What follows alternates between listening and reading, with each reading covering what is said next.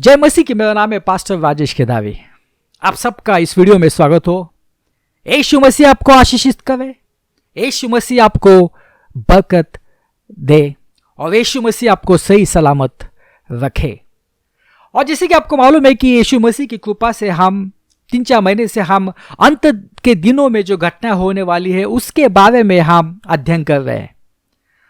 और आज हम महाक्लेश के बारे में हम बात करने वाले हैं। और इसके बाद जो अगला वीडियो जो होगा वो होगा यीशु मसीह का दूसरा आगमन। तो मुख्य संदेश को शुरू करने से पहले मैं आपको संक्षिप्त में आपको अंत के दिनों में जो घटना है मैं बताना चाहता हूं और उसके बाद हम जो मुख्य संदेश है उसको शुरू करते हैं।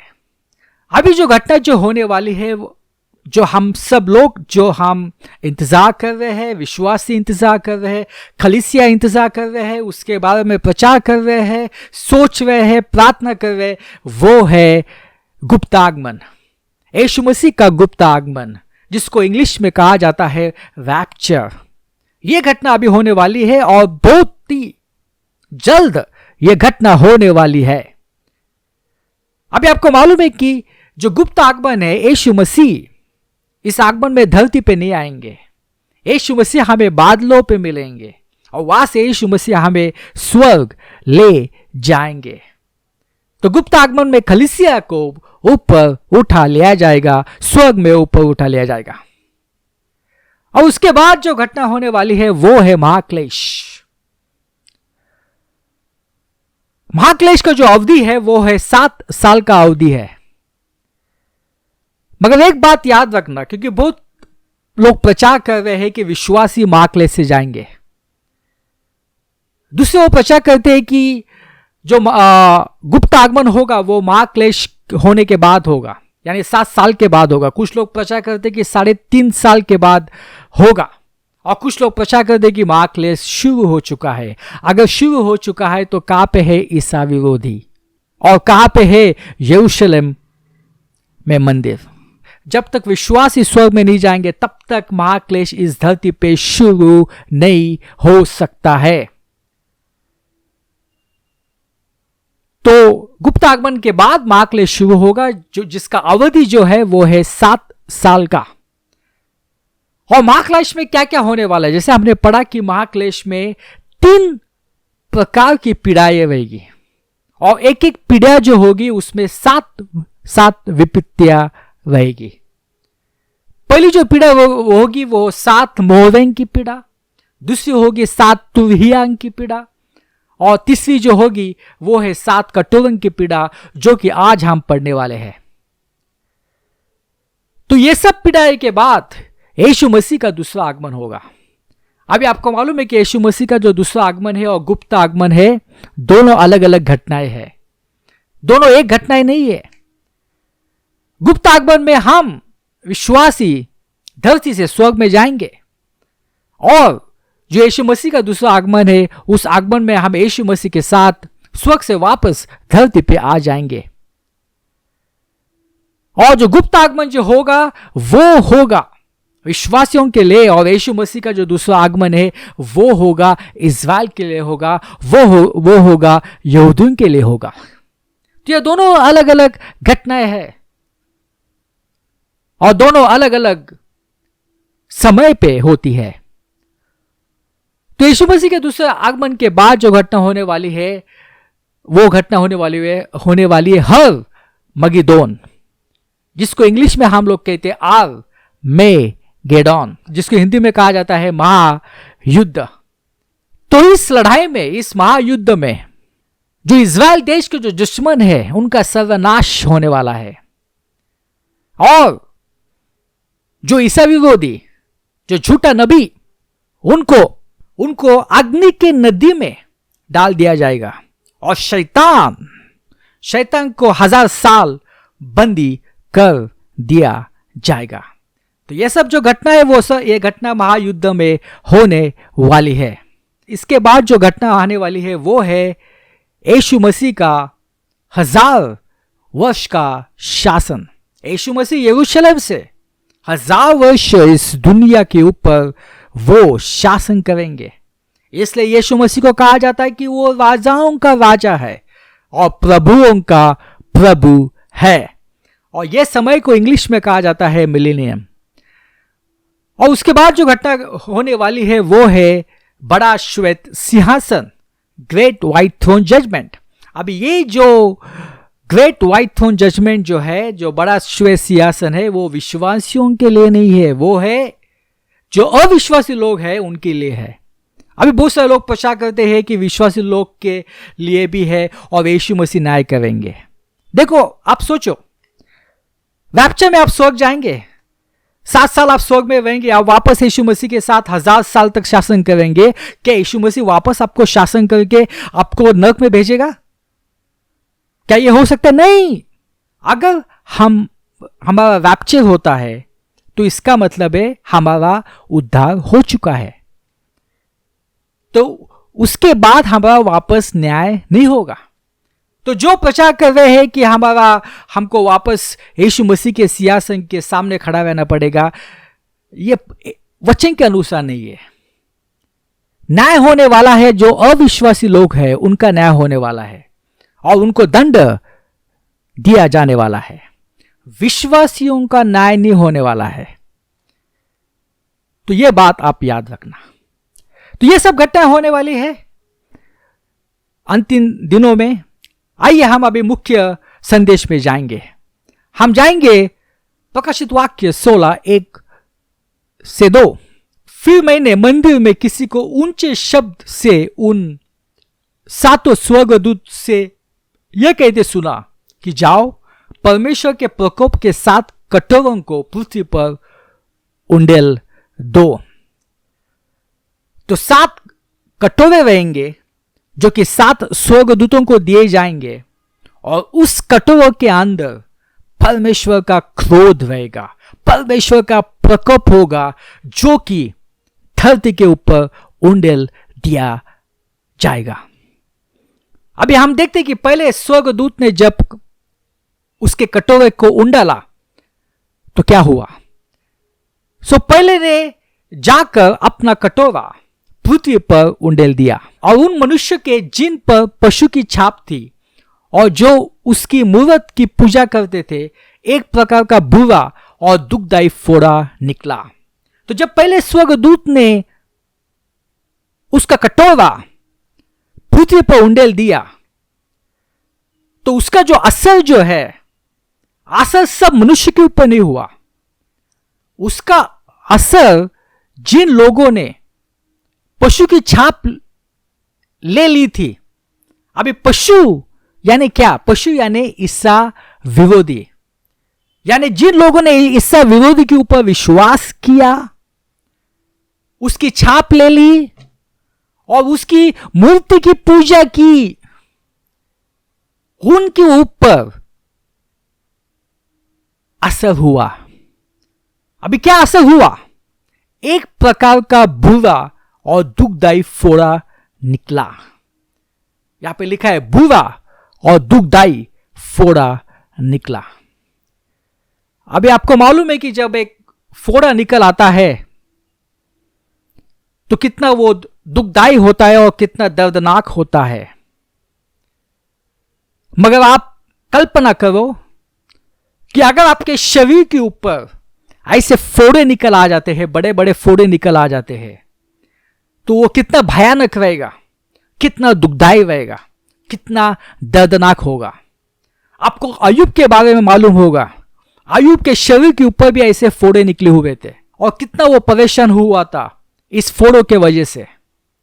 और सबसे पहले कि ये जो फोड़े जो होते हैं वो बहुत ही दर्दनाक होते हैं, बहुत ही गंदे होते हैं और कोई भी आपके पास आना नहीं चाहता है, क्योंकि ये जो फोड़े जो होते हैं कुछ समय के बाद वो सड़ जाते हैं और उनमें से खरा निकलती है।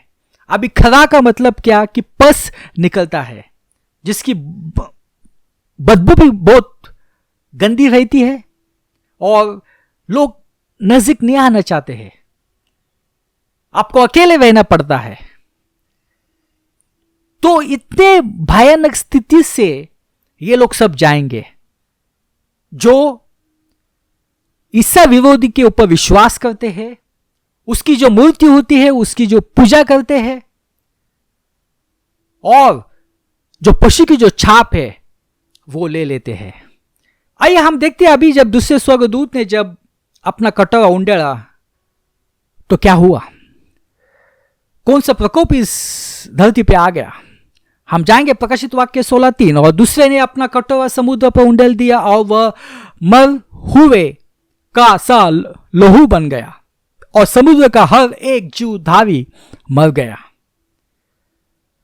अभी इस बात के ऊपर आप गौर करना, यहां पे लिखा है कि समुद्र में का हर एक जीव धावी मर गया, यानी हर एक समुद्री जीवन नष्ट हो गया, बर्बाद हो गया। अभी आपने देखा होगा पिछले वीडियो में जब हम तुविया की पीड़ा के बारे में हम अध्ययन कर रहे थे, वहां पे भी हमने ऐसे ही प्रकोप देखा। जब दूसरे स्वर्गदूत ने जब अपनी तुवी फूकी तब उसका असर भी समुद्र के ऊपर हुआ, उसका असर भी समुद्र जीवन के ऊपर हुआ। अभी यहां पे भी ऐसे हुआ, मगर दोनों में अंतर है। अभी जब तुविया फूकी गई थी तो उसका असर जो है वो 1/3 समुद्री जीवन के ऊपर हुआ था, 1/3 समुद्र के ऊपर हुआ था, 33% समुद्र के ऊपर हुआ था, 33% समुद्री जीवन नष्ट हुआ था। मगर यहां पे हम देखते हैं कि जब कटोरा उंडेल दिया गया तो उसका जो असर है उसका असर 100% समुद्र के ऊपर हुआ, उसका असर 100% समुद्री जीवन के ऊपर हो गया, सब कुछ बर्बाद हो गया। तो ये दो पीढ़ियों के बीच में अंतर है। जब तुवी फूकी गई थी तो उसका असर 1/3 समुद्र के ऊपर हुआ, मगर जब ये कटोरा उंडेल दिया गया तब उसका जो असर है, असर 100% समुद्र के ऊपर हुआ, सब कुछ समुद्र जीवन जो है वो नष्ट हो गया। आइए हम देखते हैं जब तीसरे स्वर्गदूत ने जब अपना कटोरा उंडेल दिया और कहां पे उंडेला ये भी हम देखते हैं तो क्या हुआ, आगे पढ़ते हैं। और तीसरे ने अपना कटोरा नदियों और पानी के स्रोतों पर उंडेल दिया। कहां पे उसने उंडाला? नदियों पे, और पानी के जो स्रोत है उसके ऊपर उंडेल दिया और वे लहू बन गए।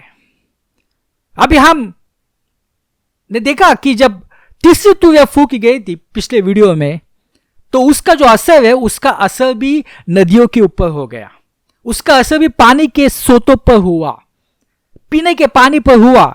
हमने देखा वो पानी कड़वट बन गया, पानी जहरीला बन गया, पीने के लायक नहीं रहा। और यहां पे भी ऐसे हुआ, यहां पे भी जब कटोरा उंडेल दिया गया तो उसका असर पीने के पानी के ऊपर हुआ। मगर अभी ये दोनों पीढ़ा में अंतर है। पहले पीढ़ा में क्या हुआ कि उसका असर जो है वो सिर्फ 1/3 नदियों के पानी के ऊपर हुआ, 1/3 पानी के स्रोतों पर हुआ। इस विपत्ति में उसका असर जो है, असर 100% पीने के पानी के ऊपर हुआ, 100% पानी के स्रोतों पर हुआ। तो ये दोनों पीढ़ियों के बीच में अंतर है। और पानी सब लहू बन गया, यानी धरती पे, पूरे धरती पे पीने के पानी के ऊपर असर हुआ। लोग पानी नहीं पी सकते क्योंकि पानी लहू बन गया। जब आप कुआं खोदेंगे पानी के लिए तो वहां से खून निकलेगा, पानी नहीं निकलने वाला है। अगर आपको नहाना है तो पानी नहीं आएगा, खून आएगा। अगर आपको कुछ पकाना है तो पानी नहीं बहेगा, खून बहेगा। अगर आपकी जो फोड़े हैं उनको अगर आपको पानी लगाना है तो भी आप नहीं कर सकते अभी, क्योंकि पानी खून बन चुका होगा। मनुष्य एक दिन पीने के पानी के बिना जी सकता है, मगर पानी नहीं रहेगा तो वो कैसे जिएगा? ये भयंकर विपत्ति आने वाली है। आज हम देखते कि हमारे पास पानी है, इसलिए इंसान आज जी रहा है। मगर पीने का पानी अगर नहीं रहेगा, पीने का पानी अगर गंदा हो जाएगा, तो कैसे इंसान पानी पिएगा और वो कैसे जिंदा रहेगा? आप सोचिए। तो ये भयंकर विपत्ति धरती पे आने वाली है। समुद्र का पानी भी लहू बन जाएगा और जो पीने का जो पानी है वो भी लहू बन जाएगा। तो यह भयंकर विपत्ति इस धरती पे आने वाली है। इसलिए अगर यह विपत्ति से आपको बचना है तो यीशु मसीह के ऊपर विश्वास करना, उद्धार पा लेना, ताकि जब रैप्चर होगा तब आप स्वर्ग में जाएंगे और ये सब पीड़ाओं से बचेंगे। हम आगे पढ़ते हैं। और मैंने पानी के स्वर्गदूत को यह कहते सुना कि पवित्र जो है और जो था तू न्यायी है, और तूने यह न्याय किया। अभी स्वर्गदूत परमेश्वर की जय जयकार करने लगे, स्तुति करने लगे कि तूने ये न्याय किया है, क्योंकि उन्होंने पवित्र लोगों और जो भविष्यवक्ता का लहू बहाया था और तूने उन्हें लहू पिलाया, क्योंकि वे इसी योग्य है। फिर मैंने वेदी से यह शब्द सुना कि हे सर्वशक्तिमान प्रभु परमेश्वर, तेरे निर्णय ठीक और सच्चे है। और जैसे कि आपको मालूम है कि ये भयंकर प्रकोप जब पृथ्वी पे आ गया, सब पीने का जो पानी है वो लहू बन गया। अभी मनुष्य पानी पी नहीं सकता है, वो जिंदा नहीं रह सकता है अभी, क्योंकि पानी सब कुछ अभी लहू बन गया है।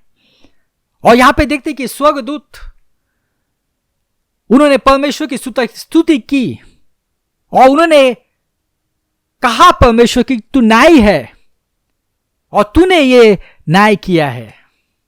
और वचन 6 कहता है कि तूने उन्हें लहू पिलाया है, क्योंकि उन्होंने पवित्र लोगों और जो भविष्यवक्ताओं का लहू बहाया था। तो आपने देखा होगा कि सालों से कुछ लोगों के समूह पवित्र लोगों के पीछे है, और ये सब लोग जो है वो पवित्र लोगों को वो सताते हैं, बहुत सारा अत्याचार किया, उन्हें तंग किया, उन्हें मार डाला। और ये आज भी हम देख रहे हैं, सारी दुनिया में यही हो रहा है। लोगों को तंग कर रहे हैं, लोगों को सता रहे हैं, मसीह लोगों के ऊपर अत्याचार कर रहे हैं। और इसलिए ये जो स्वर्गदूत है, ये बहुत खुश हो गए, और इसलिए उन्होंने कहा कि क्योंकि उन्होंने पवित्र लोगों और जो भविष्य वक्ताओं का लहू बहाया था, तूने उन्हें लहू पिलाया, क्योंकि वे इसी योग्य है। क्योंकि उन्होंने जो पवित्र लोग हैं उनके ऊपर उन्होंने अत्याचार किया, उनका लहू बहाया। अभी अंत के दिनों में उनको लहू पीना पड़ेगा। अभी हम देखते हैं कि जब चौथे स्वर्गदूत ने जब अपना कटोरा उंडेला तब क्या हुआ। और चौथे ने अपना कटोरा सूर्य पर उंडेल दिया। अभी कहां पे उसने उंडाला? सूर्य के ऊपर उंडेला। उसे मनुष्य को आग से झुलसा देने का अधिकार दिया गया, और मनुष्य बड़ी तपन से झुलस गया, और परमेश्वर के नाम की जिसे इन विपत्तियों पर अधिकार व निंदा की और उसकी महिमा करने के लिए मन न फिराया। आपने देखा पिछले वीडियो में जब चौथे स्वर्गदूत ने जब तुरही फूकी तो उसका असर भी सूर्य के ऊपर हुआ। उसका असर 1/3 सूर्य के ऊपर हुआ, उसका असर 1/3 चंद्र के ऊपर हुआ, उसका असर 1/3 तारे के ऊपर हुआ। मगर उससे यह हुआ कि सूर्य से उचित प्रकाश और उचित गर्मी नहीं मिली, जिससे कि जो तापमान है, जो पृथ्वी का जो तापमान है, वो बहुत ही ठंडा हो गया और लोग जम गए ठंड के वजह से। मगर यहां पे हम देखते हैं कि इसका जो असर है वो 100% सूर्य के ऊपर हुआ, और जो पृथ्वी का जो तपन है वो तपन बहुत ही बढ़ गया। वचन कहता है मनुष्य बड़ी तपन से झुलस गए, और परमेश्वर के नाम के जिसे इन विपत्तियों पर अधिकार है निंदा की और उसकी महिमा करने के लिए मन न फिराया। अभी यहां पे देखते हैं कि लोगों ने पश्चाताप नहीं किया। लोगों को मालूम था कि ये जो पीड़ा है वो पीड़ा कहां से आ रही है, वो पीड़ा क्यों आ रही है, क्योंकि उन्होंने जो सिंहासन के ऊपर जो बैठा है उनके ऊपर विश्वास नहीं किया। वह यीशु मसीह के ऊपर विश्वास नहीं करना चाहते हैं। उनको मालूम होगा कि यह पीड़ा वहां से आ रही है, मगर तो भी उन्होंने मन नहीं फिराया, उन्होंने पश्चाताप नहीं किया। क्या वो पीड़ा से झूल रहे थे? उनके शरीर के ऊपर बड़े बड़े फोड़े निकले हुए थे। अभी पानी नहीं था, पीने के लिए पानी नहीं था, सब पानी जो है वो लोहू बन गया था, मगर फिर भी उन्होंने पश्चाताप नहीं किया, फिर भी उन्होंने मन न फिराया, फिर भी उन्होंने यीशु मसीह का स्वीकार नहीं किया। आज भी ऐसे बहुत सारे लोग हैं जो यीशु मसीह के ऊपर विश्वास नहीं करते हैं। बहुत सारे लोगों को मालूम है कि यीशु मसीह जिंदा खुदा है, यीशु मसीह उनको बचा सकता है, यीशु मसीह उनको चंगाई दे सकता है, मगर वो यीशु मसीह के ऊपर विश्वास नहीं करते हैं। वो बाकी चीजों के ऊपर विश्वास करेंगे, मगर जिस परमेश्वर ने इस धरती को बनाया है उनके ऊपर विश्वास नहीं करेंगे। वो सृष्टि की पूजा करेंगे, सृष्टि के ऊपर अपना विश्वास डालेंगे, मगर जिंदा खुदा जिन्होंने सृष्टि बनाई है उसके ऊपर विश्वास नहीं डालेंगे। और वैसे होने वाला है क्लेश समय में। लोग झुलस जाने वाले हैं इन पीड़ाओं से। यह भयानक पीड़ा रहेगी, शरीर के ऊपर सब फोड़े रहेंगे, पानी नहीं रहेगा, मगर तो भी वो पश्चाताप नहीं करेंगे, तो भी यीशु मसीह के सामने नहीं जाएंगे और कहेंगे हमें क्षमा करना। अगर सचमुच वो यीशु मसीह के सामने यीशु मसीह से वो प्रार्थना करेंगे तो ये सब पीड़ाओं में से बच सकते थे, मगर उन्होंने ऐसा नहीं किया है। आइए हम आगे पढ़ते कि जब पांचवें स्वर्गदूत ने जब अपना कटोरा उंडेला तब क्या हुआ। और पांचवें ने अपना कटोरा उस पशु के सिंहासन पर उंडेल दिया। क्या लिखा है? पशु के सिंहासन पर। पशु यानी कौन? पशु यानी ईसा विरोधी। उसका दूसरा नाम है पशु, इंग्लिश में उसको कहा जाता है बिस्ट। और शैतान जो है उसका दूसरा नाम प्रकाशित वाक्य में है ड्रैगन। और तीसरा जो होता है वो है झूठा नबी, फॉल्स प्रॉफिट। और पांचवें ने अपना कटोरा उस पशु के सिंहासन पर उंडेल दिया और उसके राज्य पर अंधेरा छा गया और लोग पीड़ा के मारे अपनी जीभ चबाने लगे। देखो, इतनी पीड़ा थी कि लोग अपनी जीभ चबाने लगे, मगर इसी जीभ से उन्होंने यीशु मसीह को पुकारा नहीं, उन्होंने पश्चाताप नहीं किया, मगर वो अपनी जीभ चबाने लगे। पीड़ा बहुत थी, फूलों के वजह से पीड़ा, गर्मी के वजह से पीड़ा, पीने का पानी न मिलने से पीड़ा, मगर उन्होंने यीशु मसीह को स्वीकार नहीं। वचन कहता है कि अपनी पीड़ा और फोड़ों के कारण स्वर्ग के परमेश्वर की निंदा की, उन्होंने निंदा की, क्षमा नहीं मांगी, निंदा की। कभी कभी लोग जब कठिन समय से जाते हैं तब वो परमेश्वर की निंदा करते, तब वो परमेश्वर को पूछते हैं, परमेश्वर क्यों मैं इस परिस्थिति से जा रहा हूं, क्यों मेरे जिंदगी में कुछ नहीं हो रहा है, क्यों मैं ऐसा हूं, क्यों मैं वैसा हूं। हम परमेश्वर की निंदा करते हैं। भाइयों बहनों, परमेश्वर की निंदा आप कभी मत करना। परमेश्वर को आप दोषी कभी भी नहीं ठहराना, ये बहुत बड़ी भूल रहेगी। परमेश्वर आपसे प्यार करते हैं। अगर आज कुछ समस्या से आप जा रहे हैं, परमेश्वर की निंदा मत करना, पश्चाताप करना, अपने मन को फिराना और यीशु मसीह के ऊपर विश्वास करना, आपकी हमेशा जय रहेगी। मगर परमेश्वर की निंदा आप कभी भी मत करना। ये लोगों ने ऐसे किया, जब पीड़ाएं आई तब उन्होंने परमेश्वर की निंदा की, परमेश्वर की उन्होंने स्तुति नहीं की और न कि उन्होंने पश्चाताप किया। आइए हम आगे जाते।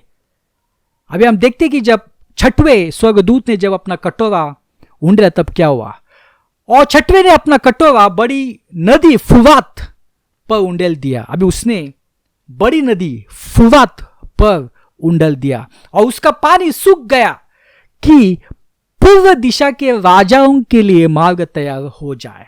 हमने पिछले वीडियो में ये नदी फुवात के बारे में हमने पढ़ा है और यह बहुत ही महत्वपूर्ण नदी है, क्योंकि इस नदी के नजदीक पाप की शुरुआत हो गई। पहला झूठ बोला गया, पहला खून हो गया, और जो आर्मेगेडोन की जो लड़ाई है उसके लिए भी ये सब जो राजा है वो सब इसी नदी से वो पार होके जाने वाले हैं। अभी उसका पानी जो है परमेश्वर ने सुखा दिया, यानी ये सब लोग जो है इज़राइल के दुश्मन, पवित्र लोगों के दुश्मन, वो सब आसानी से वो आर्मेगेडोन में वो मिल सके। तो ये सब कुछ परमेश्वर कर रहा था ताकि वो आसानी से वहां पे सब लोग जमा हो जाए, सब लोग आ जाए। और आपको मालूम है कि क्या होने वाला है, जब वो ये सब अपवित्र सेना जब वहां पे आ जाएगी तो सब बर्बाद होने वाले हैं, सब खत्म होने वाले हैं। तो ये सब कुछ परमेश्वर कर रहा था। उसने जो नदी फुराते उसको सुखा दिया गया, यानी ये सब अपवित्र सेना जो है वो आसानी से उस नदी को पार कर सके और वो आर्मेगेडोन में आ सके, यानी मौत के कुएं में आ सके और वहां पे उनका खात्मा किया जाएगा। वचन 13, और मैंने उस अजगर के मुंह से, अजगर यानी खून, अजगर का मतलब है शैतान, जिसको इंग्लिश में कहा जाता है ड्रैगन, और मैंने उस अजगर के मुंह से और उस पशु के मुंह से और उस झूठे भविष्यद्वक्ता के मुंह से 3 अशुद्ध आत्माओं को मेंढों के रूप में निकलते देखा। यानी ये शैतान से, ये जो पशु से और ये जो झूठा जो नबी है, उनके मुंह से 3 अशुद्ध आत्मा मेंढकों के रूप में निकलते देखा।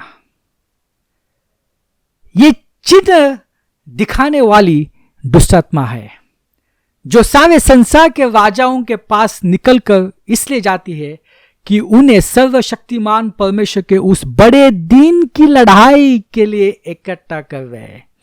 तो ये तीनों जो है वो सब दुष्टात्मा है, शैतान, अजगर, ये झूठा नबी और ये पशु।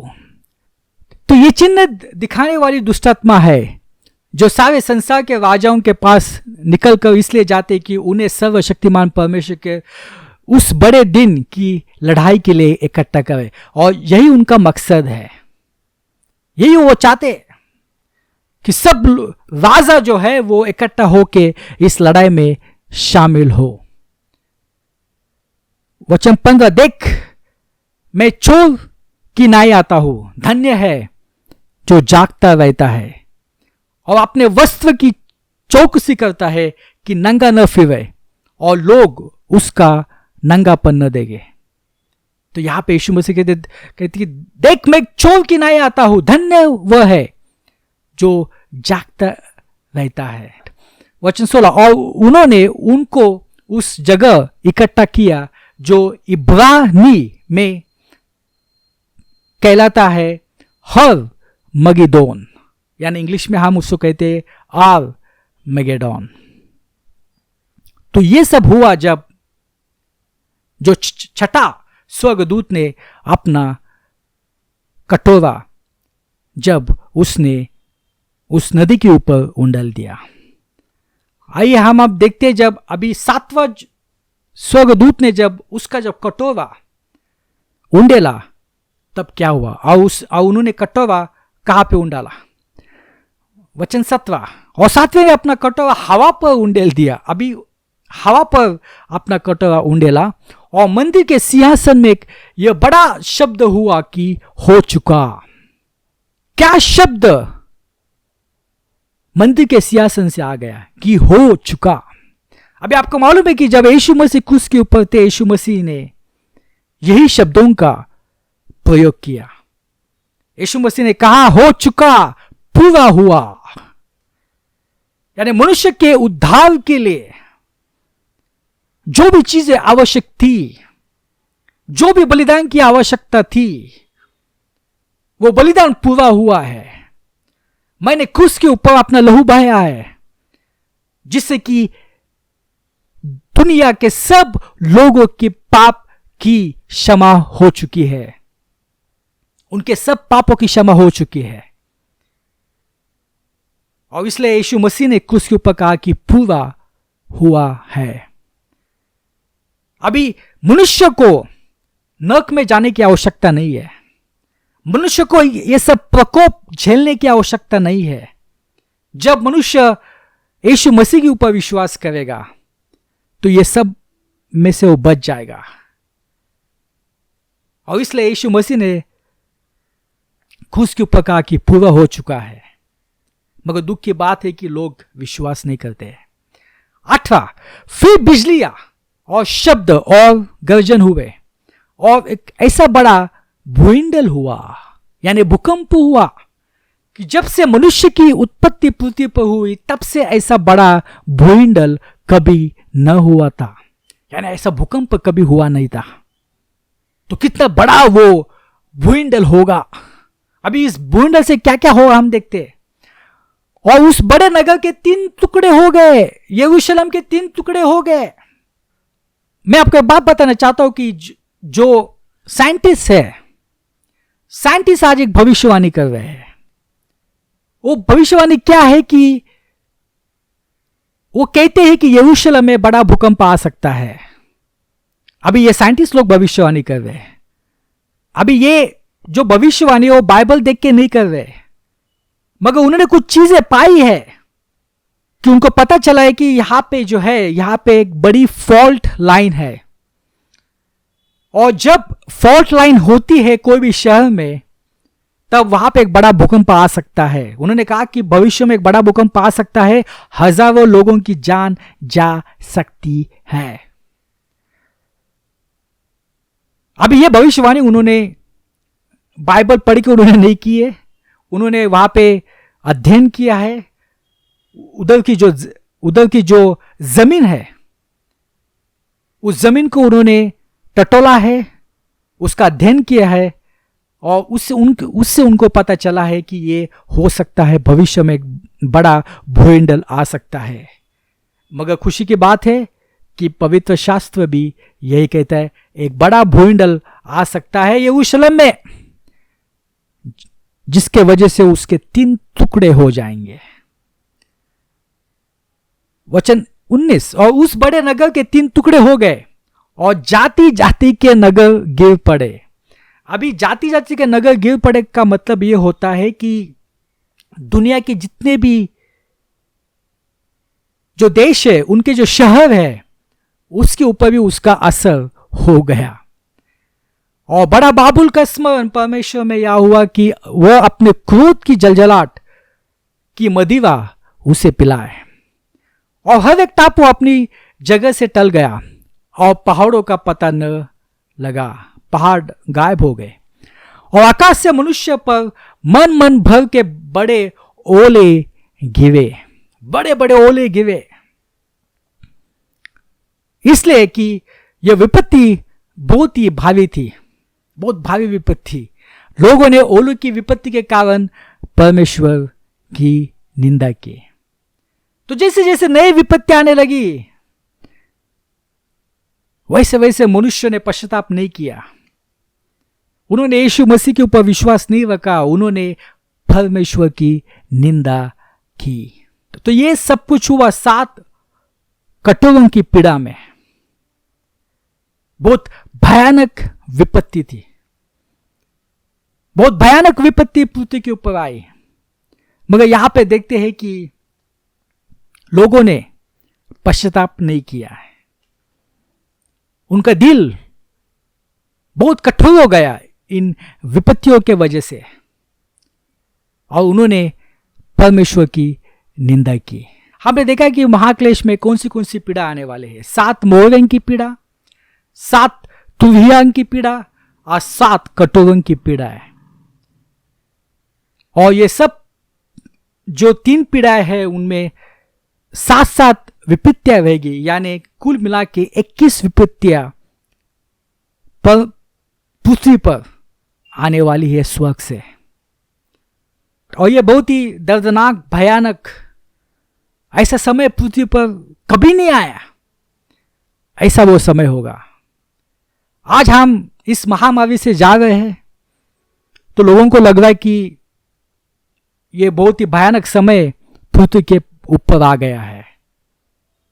मगर मैं आपको बताना चाहता हूं कि जो महाक्लेश में जो समय आने वाला है वो बहुत ही इससे 100 गुना, 1000 गुना दर्दनाक रहेगा, 1000 गुना बर्दाश्त के बाहर रहेगा। इसलिए भाइयों बहनों, बहुत आवश्यक है आज हम अपने मन को फिराना बहुत आवश्यक है, पश्चाताप करना बहुत आवश्यक है।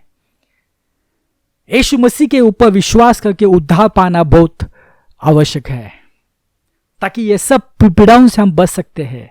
आज हम बच सकते हैं, आज हमारे पास समय है, मगर कल नहीं हो सकता है।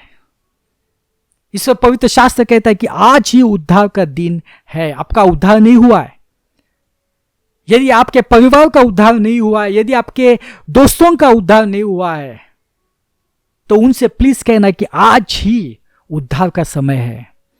और कैसे आपको उद्धार मिलेगा? जब आप यीशु मसीह के ऊपर विश्वास करेंगे। जो लहू उन्होंने बहाया है क्रूस के ऊपर, उसके ऊपर जब आप विश्वास करेंगे, आपका उद्धार हो जाएगा। आपको कुछ करने की आवश्यकता नहीं है। यीशु मसीह ने सब कुछ किया है।